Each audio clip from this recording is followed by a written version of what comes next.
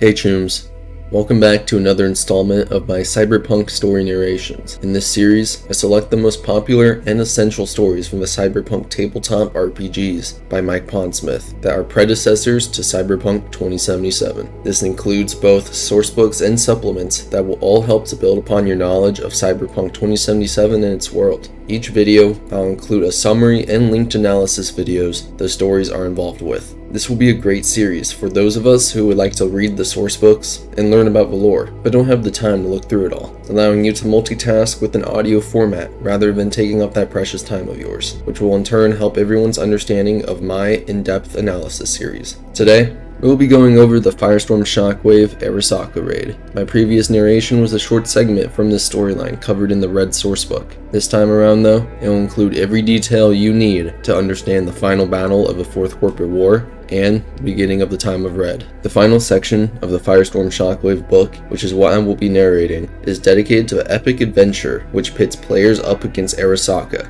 as they join famed solo Morgan Blackhand, rocker boy Johnny Silverhand, and his team consisting of Rogue, Shaitan, Thompson, and Spider Murphy in assaulting the Arasaka HQ in Night City. This adventure has some major turning points for the cyberpunk world and the stories of every character involved. If you're interested in shedding some more light on the disappearance of Morgan Blackhand, the false memories of Johnny Silverhand, or even why there's an identical alt walking around in 2045, look no further. Let's begin.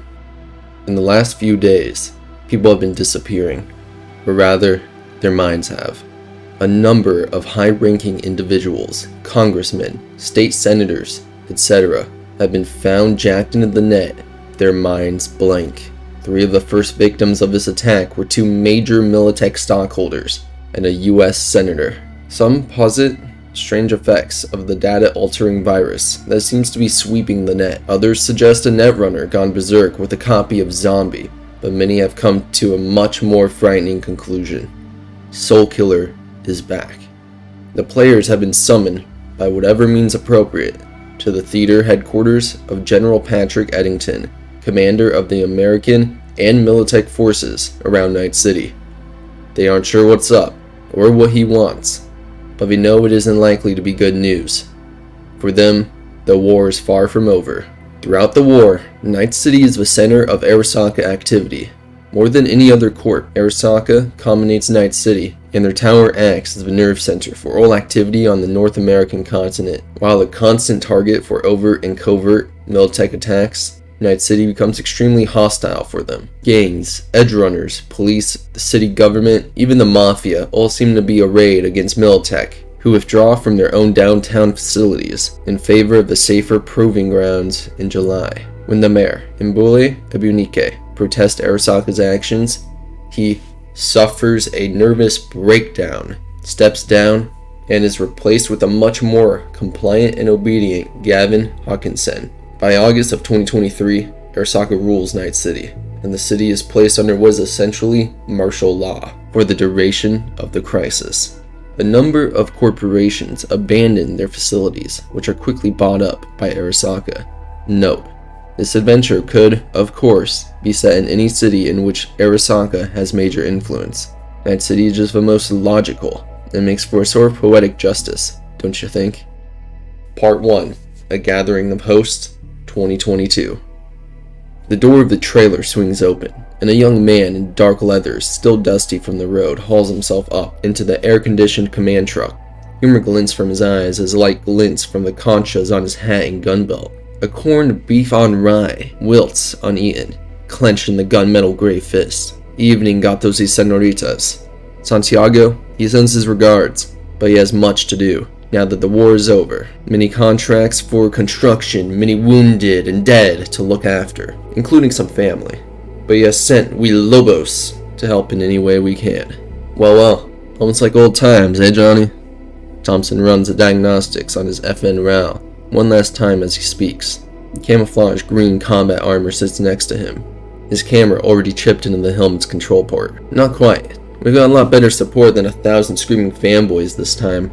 Rogue's grin quirks as she looks out at Shaitan's camouflaged form leaning against the massive self-propelled artillery unit parked next to their trailer. And the stakes are a lot higher this time. A lot higher. Johnny's eyes are calm, but the hand clenches and unclenches like it's possessed. Tonight, Arasaka Tower falls for the last time. Soulkiller 1.0 was supposedly destroyed in early 2013.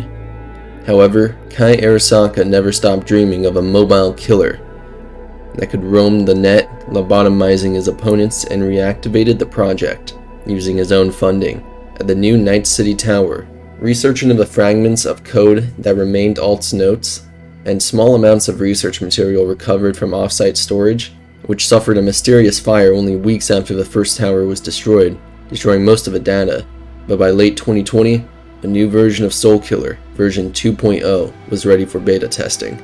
Initial testing was in controlled environments. Kai did not want the net public to become aware of Soulkiller until the time was right. After proving Soulkiller's capabilities, the project was put to bed, archiving the program at the Night City site and using the CAT Skills site as the primary operation center. With only a handful of exceptions, Soulkiller version 2 was kept under wrap until the Shadow War started in the early days of the war. Arasaka, though keeping some hot netrunners under contract, found itself outclassed in the net. Nulltech was able to physically take out several of Arasaka's top flight netrunners, and the co-opting of Rach Barmas further helped its position. Arasaka responded by unleashing Soulkiller 2.0 against Arasaka's net war infrastructure, killing several netrunners and crippling others by attacking their support people. Raish responded by recruiting a team of netrunners to track down and destroy Soulkiller's base of operations. Unfortunately, while he nailed one of the facilities, Raish slipped up during the operation. Arasaka was able to capture Alt and later killed Raish. Meanwhile, Kai brought the Night City facility back online with orders for a crash development course on a new, upgraded version of Soulkiller. Alt was forced by various means. AIs are particularly vulnerable to certain forms of persuasion to assist in the development of the new version. Because it's possible for the characters to have come from a diverse set of backgrounds, we're leaving it up to the refs as to how to get them all in General Eddington's office. They might be a unit already formed, veterans of the fighting, or a group of specialists, gathered from different units and even corporations. Some might be brought in chains, others brought in from far away. Regardless, they'll be treated equally once they're in the General's office. Also present are Morgan Blackhand, the solo known as Rogue, a hardened nomad with an easy smile, Johnny Silverhand, and a small, mildly attractive woman whose eyes speak of pain and a burning desire for revenge, aka Spider Murphy. Eddington will tell them that the rumors they've heard are true. Arasaka has developed a new, more powerful version of Soulkiller. Agents have ferreted out the design specs, and not only is the new version completely mobile, it can attack multiple targets simultaneously. And with its powerful pseudo-AI routines, it's much more capable of defending itself than any demon.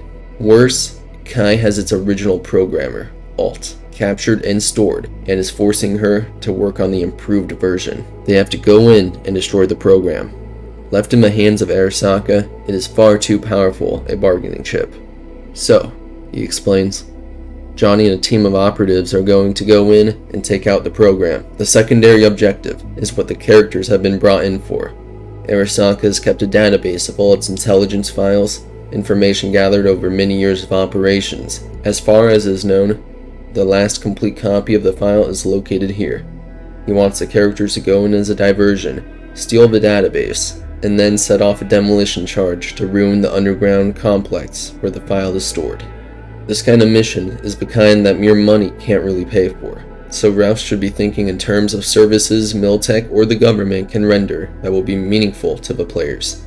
Maybe they need to get someone off their back, or some charges dropped, or, well, the gratitude of the US government will be nearly, but not completely boundless. One thing the characters will be assured of is a complete identity rework after this is all over, courtesy of Ladave. These IDs will be almost completely airtight, taking a master sleuth and weeks of work to punch holes in. If the players want money, or also want money, well, it is the government after all. They do print the stuff. You can pretty much settle on whatever amount you feel comfortable with, as long as it's a lot, but don't be afraid to slather them with it. After all, by the end of this, they'll have earned it.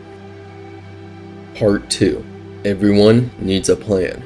The overall structure is pretty simple. Johnny's team, Strike Team Alpha, consists of Johnny Silverhand, Spider, Rogue, Thompson, the full Borg Solo Shaitan, and a small number of Militech Spec Ops soldiers and Lobo warriors and outriders, as well as a couple of out-and-out solos. This is an opportunity for the ref to resurrect old enemies or friends thought dead, but really retired, and now part of a Lobo tribe. Their job will be to infiltrate the building, get to the Soul Killer lab on the 120th floor, rescue Alt, and destroy the Soul Killer system, all of the backups, and the lab. They have a firebomb for this, carried by one of the solos. The second team, Strike Team Beta, will consist of the player characters and whatever help they want to bring along. There really isn't any time to recruit further freelancers. Refs may make exceptions if they want, especially if Night City is the character's normal stomping ground. Just remember that many edge runners are dead, injured, in hiding, or working for Arasaka by this point, especially in Night City. So most of what they can get will be Militech or US Army Special Forces. They can also recruit warriors and outriders from the Lobo Nomad pack if they want. The last team, Strike Team Omega, is Morgan's operation unit, with support from Militech's elite ACPA and combat Borg units if necessary. Morgan's team will act as a fire brigade, used as reinforcements, a rescue squad, or interference should something go wrong. As soon as they get the go-ahead from the President, Eddington and Morgan will authorize a full-fledged attack on the tower. They expect authorization about 12 hours. The idea is to provide a distraction so that the strike teams can get in and out without running into too many problems. Other than that, Morgan says the plan is pretty much up to the characters. After all, you're the ones walking into the dragon's den, he says with a grim smile.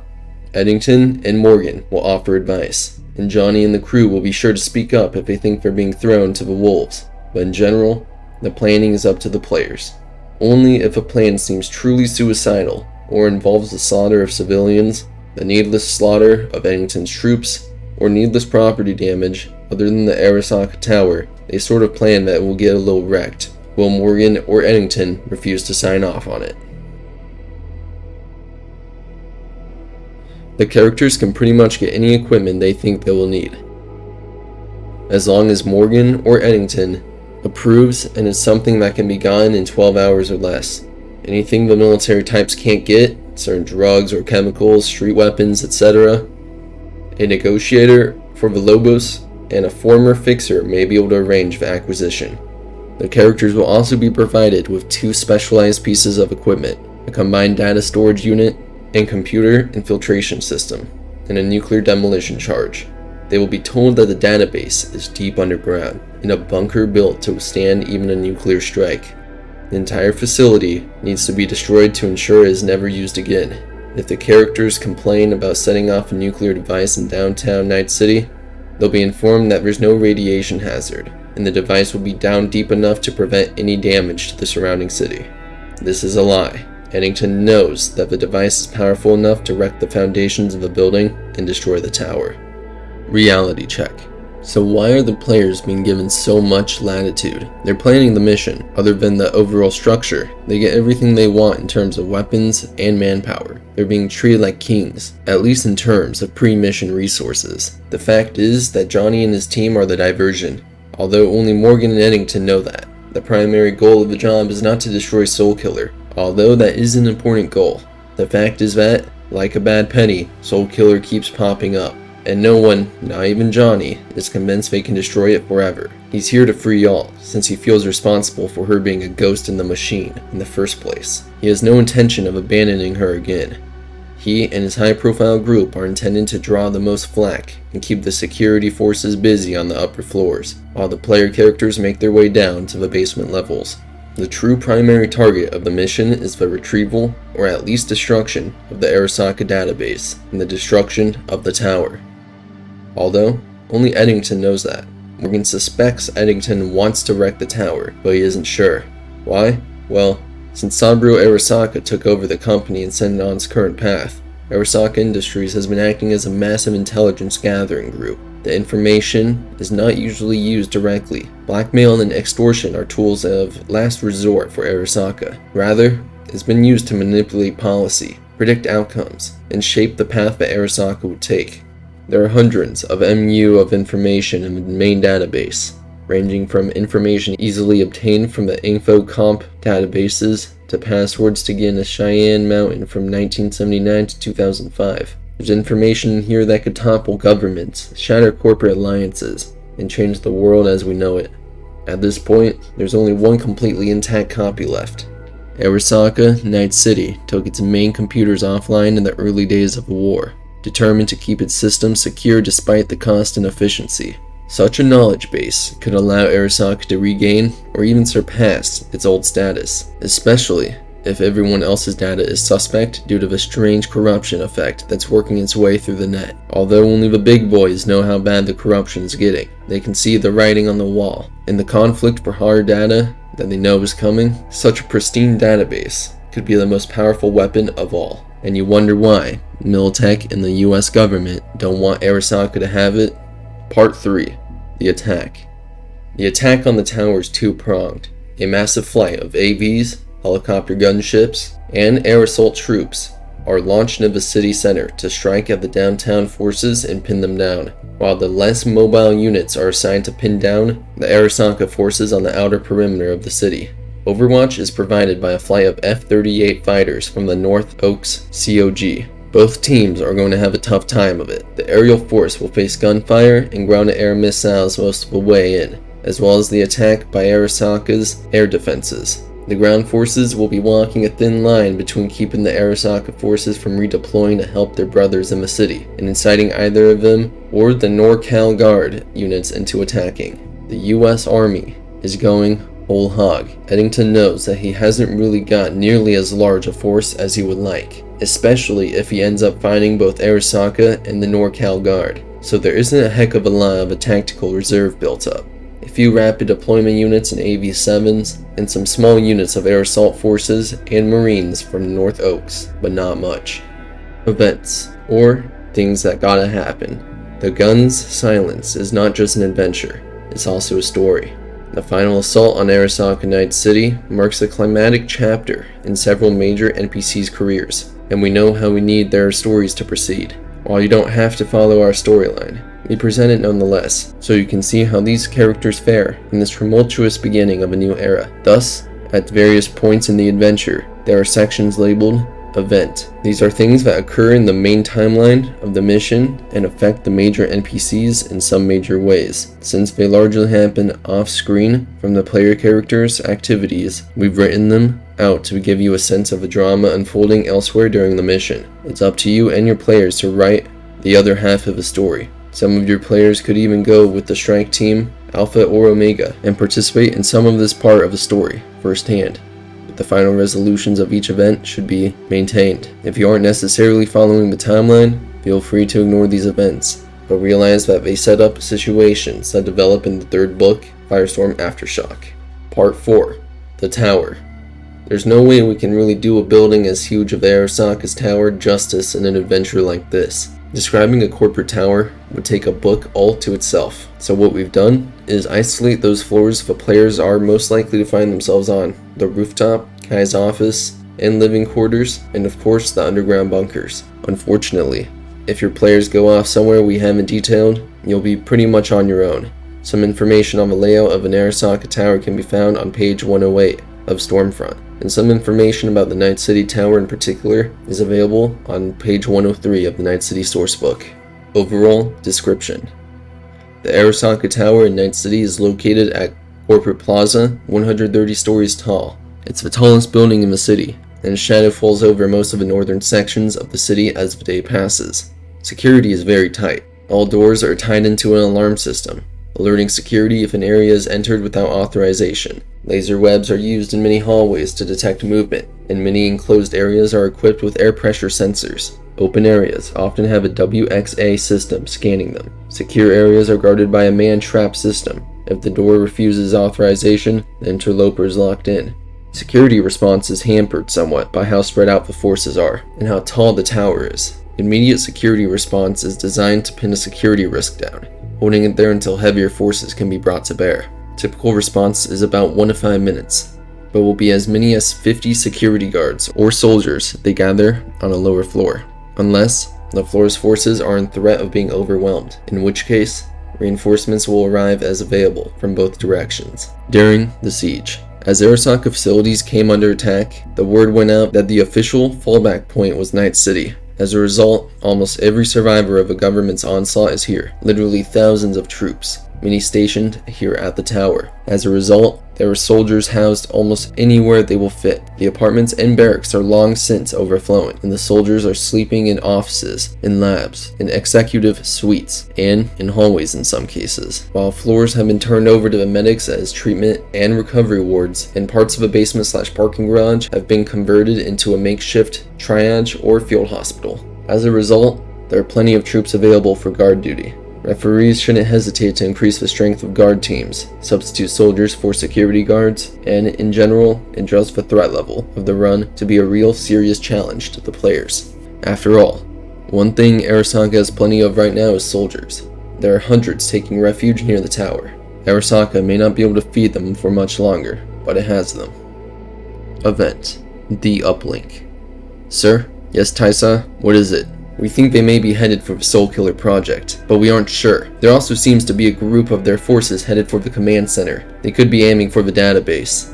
Interesting. Send Adam and 2 squads to deal with the force at the Soul Killer lab, and attach an additional platoon of troops to the command center. Kai Arasaka hesitates for a moment, then turns to the young captain waiting there. Taisa, in addition, ready the laser uplink for a backup to Honshu, and turn on the nearest comsat for reception. And Taisa? Yes, sir? Ready my AV, and have the Sea Viper standing by, just in case. Guys, this is Morgan. We have a problem. Listen up and don't talk. I don't want anyone to lock onto your position if you reply. We think they found you out. Their forces redeploying back into the tower, and comm chatter is different. Worse, they've just opened up that hardened bunker on the roof. It seems like a laser uplink system. Apparently, they wanted to make sure they had a way of running a backup, even if we knocked out their LDLs and microwave gear. I'm heading a strike force to knock it out. That's going to force our hand. Looks like things are going to get rough. Sorry. Johnny swears under his breath. Things just keep getting better and better, don't they? Then he raises his voice. You heard the man.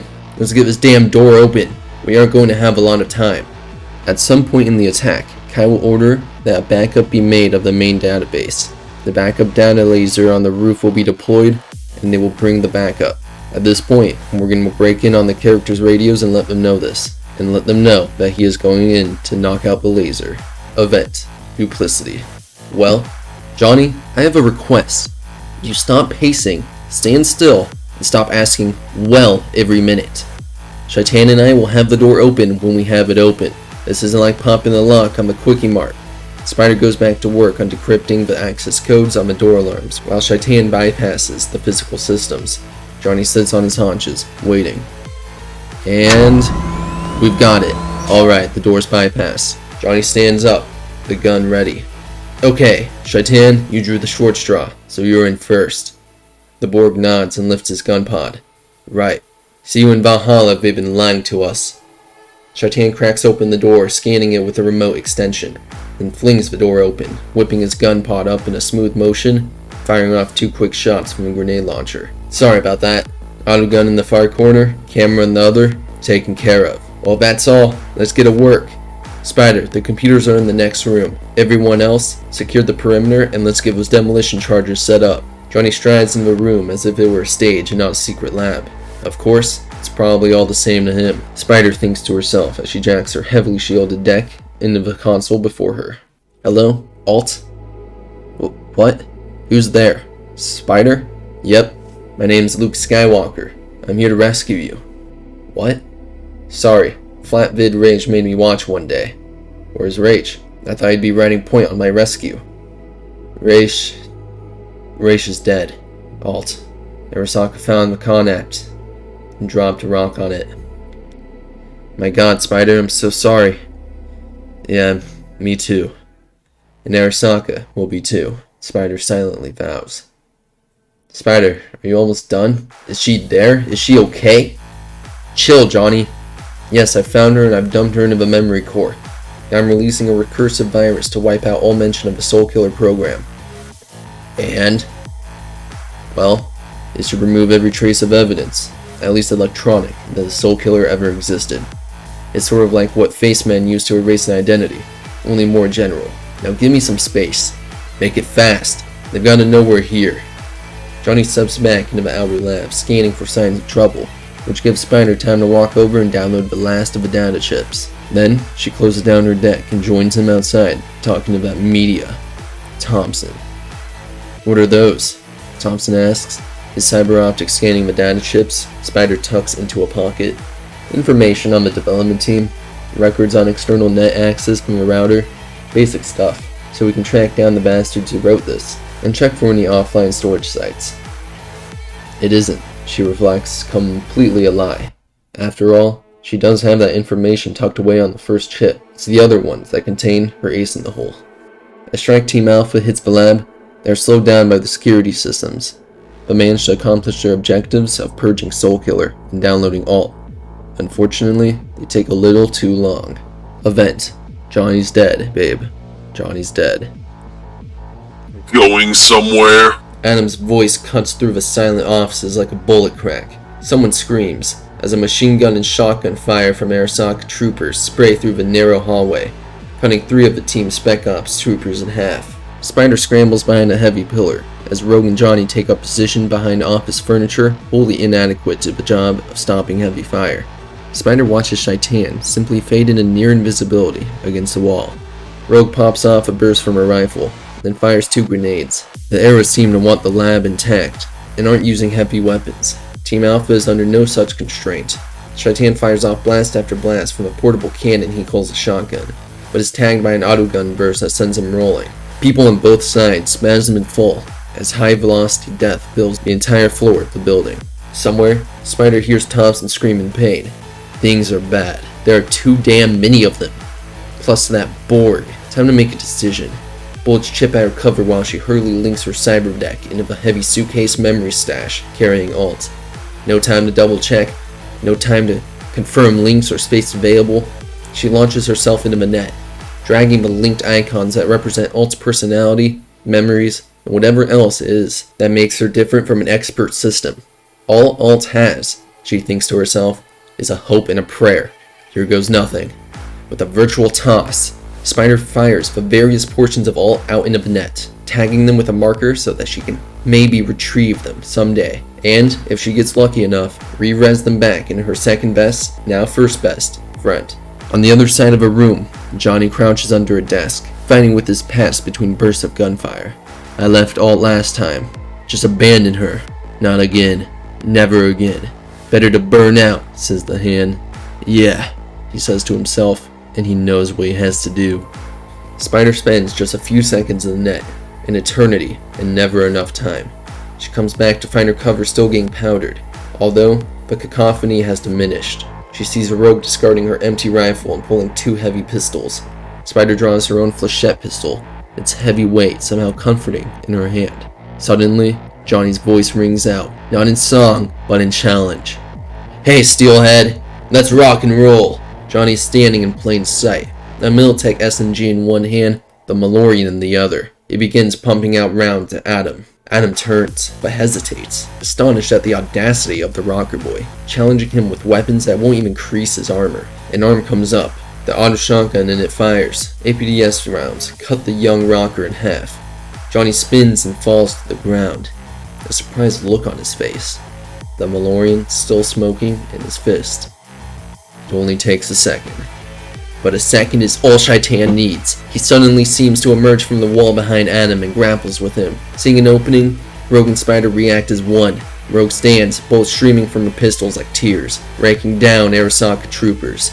Spider sits up and fires, picking arrow targets and putting them down, one shot after another. It's all just a V-sim, she says. It's just a game. Just a game. Just a game. Get out of here. Shaitan's hollow voice bellows at the 2 women. The rest of the arrows are down, but so are the Spec Ops. Rogue, Spider, and a crippled Thompson are alone with the 2 battling Borgs. They can hear more soldiers coming. They know they have no choice. As Spider moves to the rocker boy's mangled form, Rogue grabs her arm, her hard eyes boring into Spider's own. Johnny's dead, Spider. Help me get Thompson out of here. Rogue's eyes speak of certainty and incredible pain, all slammed away behind an iron will to survive. Keep the meat baggage light, Raish used to say. Spider reaches for the data suitcase, but sees that it too has been savaged by gunfire. It's wrecked. She quietly wishes all good luck.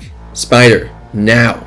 But Johnny will be avenged. Spider thinks to herself as she and Rogue drag the wounded Thompson to the elevator. She softly touches the data chips in her pocket, and so will Raish. As Team Alpha makes its escape, it will be pinned down by Arasaka elite troops, led by Atom Smasher. Most of the Militech red shirts will get cut down in the first volley, and they take refuge in a lab. Spider tries to data dump all through her cyber deck, with unknown results. Johnny buys the group the opening to take down the Arasaka troops, but gets shot and killed by a burst from Adam's autocannon. He never has a chance. Shaitan grabs Adam from behind as Rogue and Spider escape with Thompson from the lab. If any players are with Team Alpha, they can participate, but Johnny must die, and Adam and Shaitan must be left alone to battle at the end. Event: Beta Team Trouble. Haruko. Yes, Lord? I need you to lead the tactical team sent to protect the database, and our remaining guests. Immediately, my lord. And Haruko? Yes, Lord? No prisoners, not even family. Understood, my lord. Alpha Team is the only one to have trained professionals with the score to settle. Kai sends Haruko Kanawa, leader of the Covert Ops Team, to head the tactical unit deployed to intercept Beta Team. If she has faced the characters in Stormfront, she will have a score to settle with them, and will be tied in the Arasaka expatriates in the party. Haruko will try to set up an ambush in the command center, probably near the elevators, or she may just catch the team just as they finish in the database room and force their exit through the submarine escape tunnel. Nothing like a little pressure, right? Sub-Basement 14, Command Center.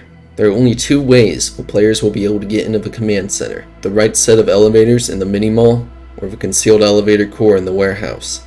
The ref will have to find some way of getting the information of the players. The command center is used to coordinate and track Arasaka special operations throughout North America. It was pressed into service during the Hot War to act as a nerve center for Arasaka's military operations. Its existence is theorized, but never confirmed. Certainly few know its true scope, even in Arasaka. The command center has living quarters for over 100 guards, technicians, special operations personnel, operators, and strategists located along the top of the facility. Support facilities include a mess hall, library, firing range, gymnasium, and dojo.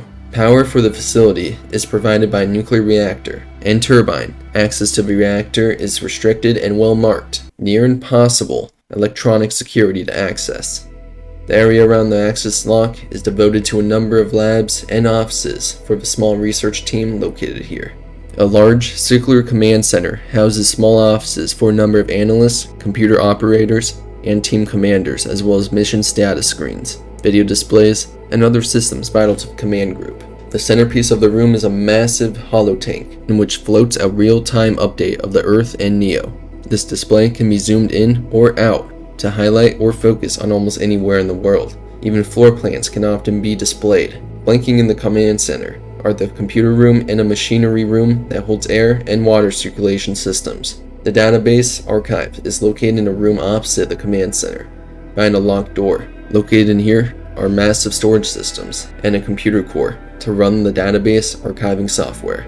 Also here, in an adjacent room, is a storage core for the Soul Killer program. If the players check this room, they will find a video monitor that seems to be showing them a slightly surreal version of Yorinobu Arasaka, Saburo's youngest son. A check on the data file name shows a file, Arasaka Yorinobu, 09/24/2022. It shouldn't take brain surgeons to realize that Kai has his rebellious brother brain sucked and placed in here. So, what are they going to do about it? Yorinobu's engram set is totally complete and takes up little over 1000 MU when fully compressed. The netrunner of the group might be able to run the program to amputate some memories or skills, or rig up a supplemental link to his deck. Jettisoning his own programs or other memory DB. Figure another 45 MU are necessary to get everything. Programming cyberdeck design, cybertech, jury rig, and interface might all be appropriate skills, with difficulties in the 2025 range. And here is a side excerpt on Yorinobu and the Soul Killer prison. For those of you who don't have Stormfront or Corp Book 1, this 27-year-old son of Saburo has always despised what his father's company represented. Yorinobu ran away from home at 21 and formed the Kotetsu no Ryu, the Steel Dragons biker gang. They have sworn to expose or destroy Arasaka and have been a thorn in Kai's side for years. Yorinobu maintains tenuous but loving contact with his younger sister Hanako, who still lives in the family compound. The characters may have met Yorinobu during the war. He refused to side with Militech, but did supply info to the Japanese government that helped in their nationalization of Arasaka native offices. Certainly they would have heard of him, since the scream sheets love to play up the rogue son of Arasaka story. In return for what he saw as Yorinobu's betrayal, Kai made him one of the first targets for the new Soul Killer. Now Kai has his little brother where he can do no harm, and he doesn't even have to dishonor himself by killing him, except Yorinobu has been found by the characters. The players will face a dilemma. They have enough memory storage to either pull the database or to save Yorinobu. Saving Yorinobu will have major repercussions. As a male heir of the Arasaka fortune, he stands to inherit the mantle of power should Kai and Saburo be incapacitated. The characters will conveniently be unable to make contact with anyone during the time, so it's up to them. Save Yorinobu, an innocent human and possible ally, or save the database. One question that may be on everyone's mind is, where did all the other engrams of individuals attacked in the latest Soul Killer campaign go? After all, the storage in Night City only has space for very few individuals, 10 at most, less than a third of those known to have been taken, so where is everybody? The answer is, nobody knows. None of the technicians will have any answers. They only know that most of the pattern dumps were redirected to some off-site location.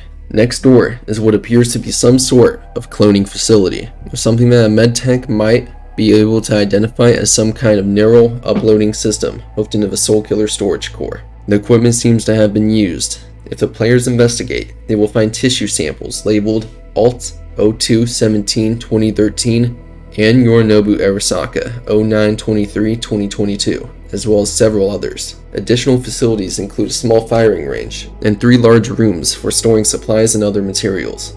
One is filled with supplies for the base, another with various odds and ends. The third is currently being used as barracks. There could be as many as a company of troops in there, though currently only 2 platoons are stationed here. There are also a number of rooms that are meant as multi-purpose areas, to be used as needed. Refs should feel free to customize these areas for whatever purpose they want. So, what about the database? There are 5 possible results regarding the database. The players opt to save Yorinobu, and then blow the bomb. This will likely save a lot of people a lot of heartache, and be largely a good thing. The players grab the database, but end up leaving it behind in the quest for speed. This is a valid option. They've been told that capturing the database is secondary to destroying it. They retrieve the database. In this case, they will find that the database has been corrupted by whatever is currently infecting the net, which apparently was infecting the software used in the dump. For whatever reason, they're unable to retrieve the database or destroy it, in which case, the self-destruct device in the tower blows it up. In any case, the database should not survive intact. It's just too big and too important. Somehow, the information should be destroyed, altered, or rendered unusable. Event: Duel on the Rooftop. Oh, Morgan. What the? Morgan snaps around and down in a rollout of the AV's open hatch, the heavy assault rifle cradled in his arms. Ah, damn. Adam. What the hell is he wearing? One of the massive arms of a power frame Adam is wearing waves a jaunty hello. The biopod clutched in it, shaking about like a child's toy. Oh, I'm sorry. You probably don't recognize him from this angle, but this is your friend Shaitan, or whatever's left of him. I'm afraid Silverhand is even in worse shape. At least Viborg's still alive in here. I'd give him another good, 10 minutes before the pod's battery dies. But to get to him, you're gonna have to get to me. Morgan turns to the AV. Get the hell out of here, now! Chief, we ain't leaving you here. You sure as hell are. You have to make sure Spider and the others get out. Now go. I'll be along. In a minute. He watches the AV lift off and then turns around. Cocking the rifle, he intones. Alright, Pipsqueak. Time to see if metal really is better than meat. Let's dance. As Morgan's group begins his evacuation, after taking out the rooftop laser, Adam Smasher, in the Dione battlesuit, confronts him on the roof, threatening to destroy Shaitan's biopod. Adam forces Morgan into a one-on-one combat on the rooftops of the tower. A running gunfight as Morgan tries to get Adam to drop the pod so he can scoop it up, and Adam tries to get Morgan to sit still long enough to be squashed. As the battle begins to shake from the detonation of the nuke, the two from opposite roofs of a tower launch themselves at each other in a last desperate attempt to kill their nemesis. The player characters could certainly see this, since they had better be out of the building by this time. If they try to interfere, Adam will wave them off with an ATGM. If the players try to rescue Morgan as he plummets into the wreckage below, they can try, and may get very close, even getting hold of his arm, but will ultimately fail. Morgan may lose grip, or Adam, also falling to his death, may put a burst of railgun fire severing Morgan's cyber arm, or an Arasaka V or ground unit may throw up enough flank to cause the players to break off. They can, however, save Shaitan, whose biopod will also be flung about by the collapse of a tower. Can they catch it? If not, his pod can be found in the rubble, amazingly intact despite the fall, but the dueling duo's fate is left uncertain. Epilogue. 22 hours after the fall of the tower. Kai Arasaka awakes with a start. The Sea Viper's engines are off. Very strange, he thinks. I gave no orders to stop. Have they arrived at a submarine rendezvous so soon? Takashi? Noriko? No answer. He slides his hand in the secret panel in the bulkhead above and withdraws his pistol and wakizashi. As he opens the door, Kai notices his guards slumped in the alcove. He checks their pulses, alive, but unconscious.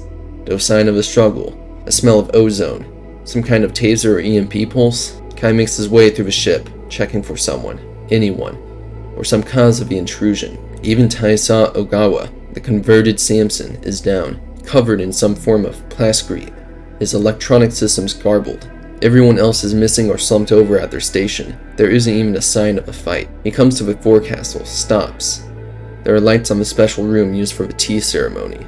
He draws his pistol from his stash. The door slides open. Inside, the soft lights cast an amber glow over a low table, on which are set a massive handgun, some kind of computer gear, and a dozen caseless rounds. On the far side is a young, somewhat pretty woman, sitting, Saiza, dressed in a kimono. Her face seems unaccustomed to the grim look on it. He flips through his memories and makes an association. His pistol comes up. Spider Murphy, you're an unexpected pleasure. You are, however, uninvited. I invited myself. Your guards didn't seem to mind. I do, and I believe I have the power to enforce my will. He waved his gun. You need bullets to use that, if I remember correctly. But I could be wrong, after all. I'm just a data thief. Her lips form a smirk. Kai, shocked, stares in disbelief at the rounds on the table. Dumbfounded, he pops the magazine of his handgun to find it empty. He draws his wakizashi. Spider is non-pulsed. Mine, of course, is loaded. Your people are fine. Some will need medical attention. It's amazing what you can do with less than lethal technology these days, and a few talented friends. Kai sees two figures step out from behind a painted screen. One an Alpha Borg he does not recognize. The other, a woman whose demeanor says solo. While they do not brandish their weapons, their presence ends his plan to rush the girl. So, now what? Now, Spider says as she picks up a bottle from beside her, you are going to share some sake with me. And then I'm going to plug you into this little box. When I do, the soul killer system will wipe your mind and place it in a prison Raish set up a long time ago. It was intended for your father, but I don't think Raish would disapprove of your occupancy. I see. And if I choose not to? You have no choice. You have lost everything your father built. Your nation has turned its back on you.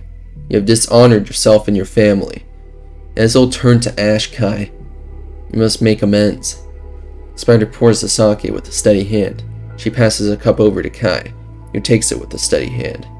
They drink. He nods to the computer link and the cable that is coiled next to it. You would have me execute myself? I could force you. I have no wish to. It is inevitable. It is the only honorable thing you can do. Think of it as seppuku. You are a samurai, are you not? Her words are honed blades slicing away the shield he has built in his mind. His attempt to deny his failure, the utter totality of his clan's collapse, his part in all of it as first son, his karma, as ruthless as he is still a samurai. You are not my first choice of a kaishakunin. But, he says, Spider nods. He nods back and solemnly jacks in.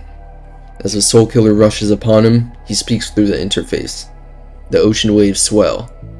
Stare into Death's eyes. Laughing, the seagulls cry above. Spider watches as the twitching subsides and ceases. 5 long minutes later, she kneels by him, checking the pulse of her victim. She shakes her head and mentally sends a brief flurry of commands. The interlink on the table begins to smoke as the last soul killer system dies, thousands of miles away in a fiery blast. She stands, walks out on the deck, Rogue and Shaitan beside her, and stares out into the night sky. Far away, a satellite traces a silent course around the Earth. Spider finally speaks. Sleep well, Johnny. Morgan. Raish. Her voice breaks. A long moment passes. Finally, she can bring herself to speak again.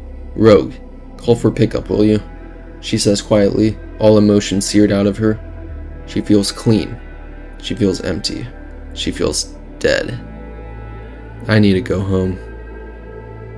2 days later, the end of the world begins. It is with this finale set by Spider Murphy that this Firestorm Shockwave Sourcebook ends. Silverhand is dead, Morgan Blackhand's status is unknown, and the war is over. Though one last mystery remains. What was intended to occur within the cancelled Firestorm Sourcebook that warranted a claim as serious as 2 days later, the end of the world begins? Despite having a now ridiculed and non-canon Cyberpunk V3, I don't feel as if it sheds much light on this statement from a follow-up to such a cliffhanger. We know that the data crash had occurred, throwing all of recent history into question. But does that really represent the end of the world? Seeing as throughout history, we've lost vast amounts of knowledge on historical events without going into mass chaos. I guess the only person who would truly know is Mike Pondsmith himself. Let me know all of your thoughts down below on the story. Do you have any specific details that pop out to you? It might get your theory gears turning in your head, or even a favorite scenario you'd like to play out within your own campaign. I look forward to talking to you all and seeing what you have to say. Have a great day, Chooms.